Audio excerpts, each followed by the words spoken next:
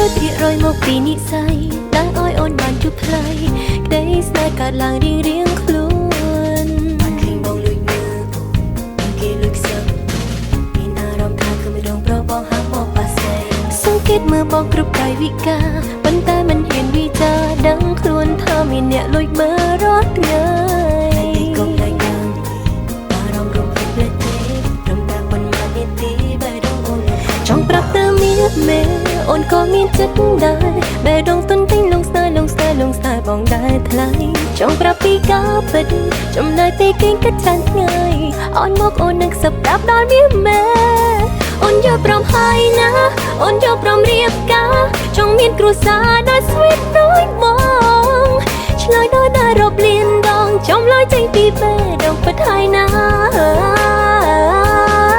អូនយកព្រមរៀបការព្រមទាំងក្តីស្នេហាជីវិតជីវ៉ាចង់ជួបនឹងបងសន្យាអូនណាស្នេហ៍ស្នងដែលយើងទាំងពីរគូរូបបេះដូងស្រឡាញ់គ្នារៀងរាល់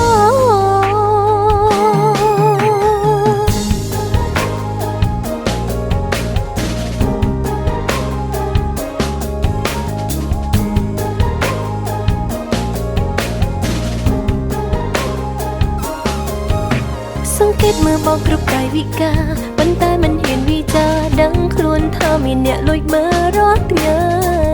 កុំតែកាំអារម្មណ៍រំភើបភ្លេចទេត្រឹមតែប៉ុន្មាននាទីបែរដងអូនចង់ប្រាប់ទៅមានមេអូនក៏មានចិត្តដែរបែរដងទុនទិញលងស្នេហ៍បងដែរថ្លៃចង់ប្រាប់ពីការពិតចំណែកពេលគេគិតច្រើនថ្ងៃអន់មកអូននឹងសឹកប្រាប់ដល់មានមេអូនយកព្រមហើយណាអូនយកព្រមរៀបការចង់មានគ្រួសារដែល sweet ដូចបង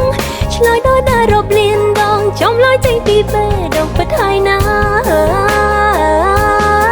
អូនយកព្រមរៀបការព្រមទាំងក្តីស្នេហាជីវិតជីវ៉ាចង់ជួបនឹងបងសន្យាអូនណាស្នេហ៍ស្នងដែលយើងទាំងពីរគូរូបបេះដូងស្រឡាញ់គ្នារៀងរាល់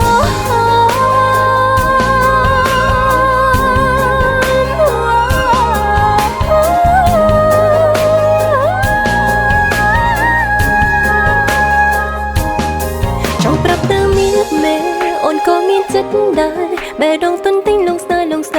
ហ៍បងដែរថ្លៃចង់ប្រាប់ពីការពិតចំណែកពេលគេគិតច្រើនថ្ងៃអន់មកអូននឹងសឹកប្រាប់ដល់មានមេអូនយកព្រមហើយណាអូនយកព្រមរៀបការចង់មានគ្រួសារដែល sweet ដូចបងឆ្លើយដល់តែរាប់លានដងចំឡើយចេញពីបេះដូងពិតហើយណា